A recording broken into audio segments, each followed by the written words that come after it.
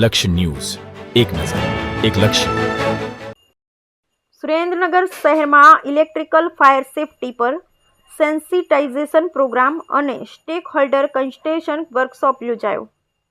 Bureau of India સ્ટાન્ડર્ડ્સની Gandhidham શાખા કચેરી દ્વારા સુરેન્દ્રનગર ખાતે ઇલેક્ટ્રિકલ ફાયર સેફટી પર સેન્સિટાઇઝેશન પ્રોગ્રામ અને સ્ટેક હોલ્ડર કન્સલ્ટેશન વર્કશોપનું આયોજન કરવામાં આવ્યું હતું.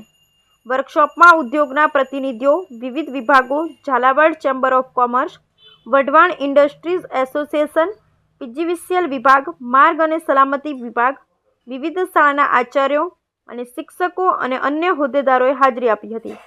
સુરેન્દ્રનગર જિલ્લા કલેક્ટર કેયુરસિંહ સંપટ વિશેષ અતિથિ તરીકે તેમની હાજરીએ પ્રાદેશિક સલામતી ધોરણો માટે વર્કશોપના મહત્વ પર પ્રકાશ પાડ્યો હતો. કાર્યક્રમમાં ઇમારતો અને ઉદ્યોગોમાં વિદ્યુત અગ્નિ સલામતી, તાજેતરના ગુણવત્તા નિયંત્રણ ઓર્ડરો અને એમએસએમઈ ક્ષેત્ર માટે બીઆઈએસ પહેલ પર વિગતવાર સત્રોનો સમાવેશ થાય છે. IS 1646 પરનું માનક મંથન સત્ર મુખ્ય હાઇલાઇટ થયું હતું, જેમાં ધોરણમાં સંભવિત અપડેટ્સની ચર્ચા કરવામાં આવી હતી. બીઆઈએસના ડાયરેક્ટર અને હેડ ગાંધીધામ વેદ પ્રકાશે વર્કશોપમાં ઉપસ્થિત લોકોને કાર્યક્રમના ઉદ્દેશ્યો વિશે માહિતગાર કર્યા. તેમણે ધોરણોની રચનામાં સંશોધન આધારિત અભિગમને પ્રોત્સાહન આપવા માટે દેશની વિવિધ શૈક્ષણિક સંસ્થા સાથે MOU સહિત BISની વિવિધ પહેલો વિશે માહિતી આપી. તેમણે દેશની વિવિધ શાળાઓ અને કોલેજોમાં 10,000થી વધુ સ્ટાન્ડર્ડ ક્લબ ખોલવાની માહિતી પણ આપી. મનીષ કુમાર, વૈજ્ઞાનિક CA અગ્નિ સલામતી અને તેમના સમન વિશે વાત કરી તેમણે national building code of India પર મૂલ્યવાન આંતરદ્રષ્ટિ અને માર્ગદર્શન પૂરું પાડ્યું હતું. વિશાલ ગોદારા, વૈજ્ઞાનિક BA ઇમારતોમાં ઇલેક્ટ્રિકલ ફાયર સેફટી પર એક સત્ર સીધું લીધું હતું. તેમણે આગની વિવિધ ઘટનાઓના મૂળ કારણો વિશે ચર્ચા કરી હતી. તેમણે national electrical code of India પર પણ ધ્યાન કેન્દ્રિત કર્યું. આ વર્કશોપ સલામતીના ધોરણોને આગળ વધારવા અને વિવિધ ક્ષેત્રોમાં હિતધારકોને સમર્થન આપવા માટે BISની પ્રતિબદ્ધતાને રેખાંકિત કરે છે. Bureau report, Brijesh Trivedi, Surendranagar. Bureau of Indian સ્ટાન્ડર્ડ્સના ઉપક્રમે આજે સુરેન્દ્રનગર જિલ્લામાં ખાસ કરીને ફાયર સેફટી ઇન બિલ્ડિંગ્સ એના ઉપર આજે એક વર્કશોપ યોજાયો.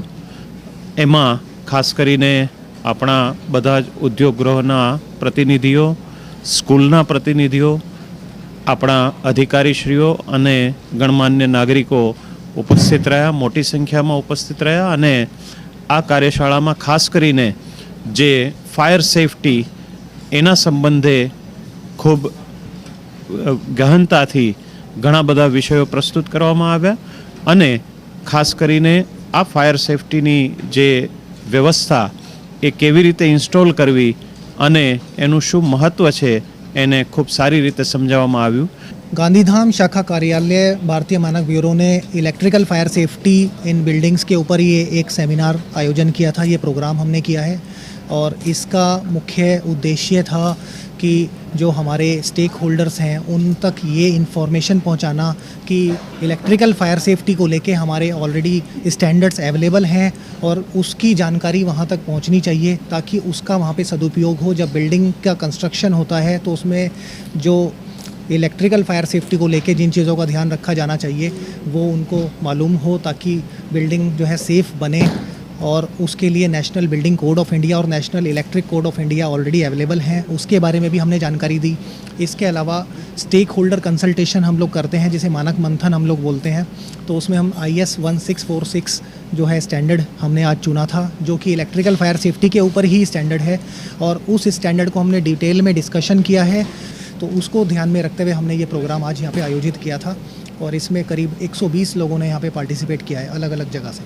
ભારતીય માનક બ્યુરો દ્વારા આજરોજ સુરેન્દ્રનગર ખાતે બિલ્ડિંગના અને ઇન્ડસ્ટ્રીના ફાયર સેફટી માટેનો બહુ સરસ સેમિનાર યોજાઈ ગયો.